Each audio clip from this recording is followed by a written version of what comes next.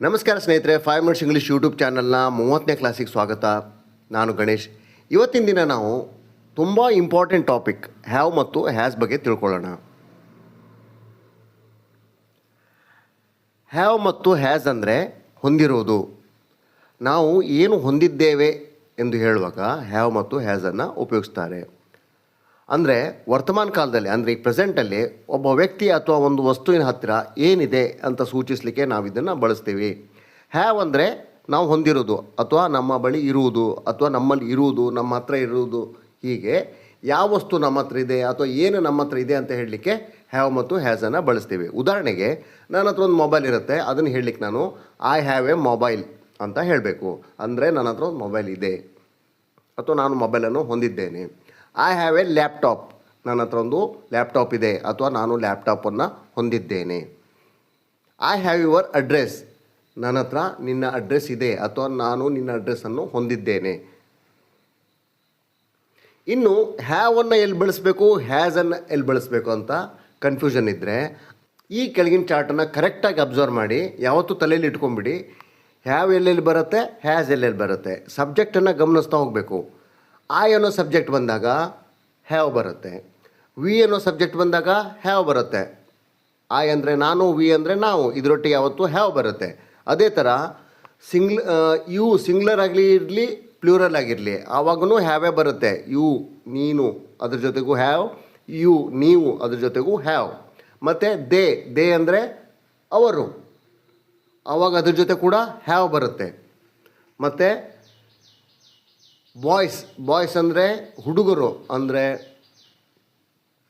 ಇದು plural subject, ಆವಾಗ ಕೂಡ ಹ್ಯಾವ್ ಬರುತ್ತೆ. ಮುಂದೆ ಒಂದೊಂದೇ ಉದಾಹರಣೆ ತಿಳ್ಕೊಂಡು ಹೋಗುವಾಗ ಅವಾಗ ಗೊತ್ತಾಗುತ್ತೆ ಏನೇನಂತೇಳಿ. ಹಾಗೆ ಹ್ಯಾಸ್ ಎಲ್ಲೆಲ್ಲಿ ಬರುತ್ತೆ, ಹೀ ಅಂದರೆ ಅವನು, ಈ ಜೊತೆ ಹ್ಯಾಸ್ ಬರುತ್ತೆ. ಶಿ ಅಂದರೆ ಅವಳ ಜೊತೆಗೂ ಹ್ಯಾಸೇ ಬರುತ್ತೆ. ಇಟ್ ಅಂದರೆ ಇದು ಅಥವಾ ಅದು, ಅದ್ರ ಜೊತೆಗೂ ಹ್ಯಾಸ್ ಬರುತ್ತೆ. ಮತ್ತು ಸಿಂಗ್ಲರಾಗಿ ಏನಾದರೂ ಇದ್ದರೆ ಅದ್ರ ಜೊತೆ ಹ್ಯಾಸ್ ಬರುತ್ತೆ. ಈಗ ನಾನು ತಿಳಿಸ್ತೀನಿ ಒಂದೊಂದೇ. ಆವಾಗ ಐ ಹ್ಯಾವ್ ಎ ಮೊಬೈಲ್, ನಾನೊಂದು ಮೊಬೈಲನ್ನು ಹೊಂದಿದ್ದೇನೆ ಅಥವಾ ನನ್ನ ಬಳಿ ಒಂದು ಮೊಬೈಲ್ ಇದೆ. I have an apple, an ಅಂತ ಬಂದಿದೆ ಅಂದರೆ ಸಿಂಗ್ಲರ್ ಆಗಿದೆ. ಐ ಹ್ಯಾವ್ ಆ್ಯನ್ ಆ್ಯಪಲ್, ನನ್ನ ಹತ್ರ ಒಂದು ಸೇಬು ಹಣ್ಣು ಇದೆ.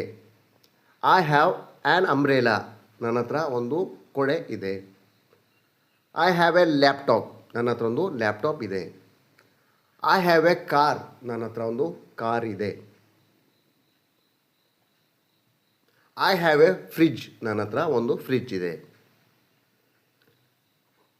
ವಿ ಹ್ಯಾವ್ ಎ ಫ್ರಿಡ್ಜ್, ನಮ್ಮ ಹತ್ರ ಒಂದು ಫ್ರಿಡ್ಜ್ ಇದೆ. ವಿ ಅಂದರೆ ನಾವು, ನಮ್ಮ ಹತ್ರ ಒಂದು ಫ್ರಿಡ್ಜ್ ಇದೆ.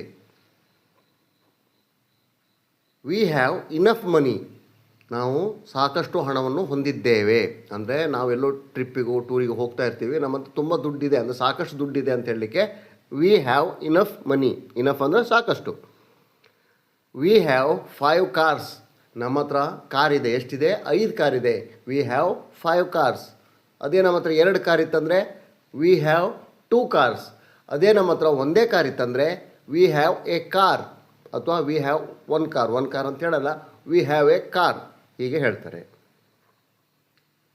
You have a bike, you ಒಂದು ಸಿಂಗ್ಲರಾಗಿ ತೊಗೊಳ್ಳೋಣ ಫಸ್ಟಿಗೆ. ಯು ಹ್ಯಾವ್ ಎ ಬೈಕ್, ನಿನ್ನ ಹತ್ರ ಒಂದು ಬೈಕ್ ಇದೆ.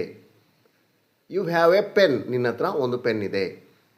ಯು ಹ್ಯಾವ್ 100 ರೂಪೀಸ್, ನಿನ್ನ ಹತ್ರ 100 ರೂಪಾಯಿ ಇದೆ. ಯು ಹ್ಯಾವ್ ಮೈ ಅಡ್ರೆಸ್, ನಿನ್ನ ಹತ್ರ ನನ್ನ ಅಡ್ರೆಸ್ ಇದೆ. ಈಗ ಇದನ್ನು ಪ್ಲೂರಲ್ ಆಗಿ ನೋಡೋಣ. ಯು ಹ್ಯಾವ್ 3 ಕಾರ್ಸ್, ನಿಮ್ಮ ಹತ್ರ 3 ಕಾರ್ಗಳಿವೆ. ಯು ಹ್ಯಾವ್ 2 ಬ್ಯಾಟ್ಸ್, ನಿಮ್ಮ ಹತ್ರ 2 ಬ್ಯಾಟ್ಗಳಿವೆ. ಯು ಹ್ಯಾವ್ 3 ಬಾಲ್ಸ್, ನಿಮ್ಮ ಹತ್ರ 3 ಬಾಲ್ಗಳಿವೆ. ದೇ ಹ್ಯಾವ್ ಎ ಕಾರ್, ಅವ್ರ ಹತ್ರ ಒಂದು ಕಾರ್ ಇದೆ. ದೇ ಹ್ಯಾವ್ 2 ಕಾರ್ಸ್, ಅವ್ರ ಹತ್ರ 2 ಕಾರ್ಗಳು ಇವೆ. ದೇ ಹ್ಯಾವ್ ಮೈ ಅಡ್ರೆಸ್, ಅವ್ರ ಹತ್ರ ನನ್ನ ಅಡ್ರೆಸ್ ಇದೆ.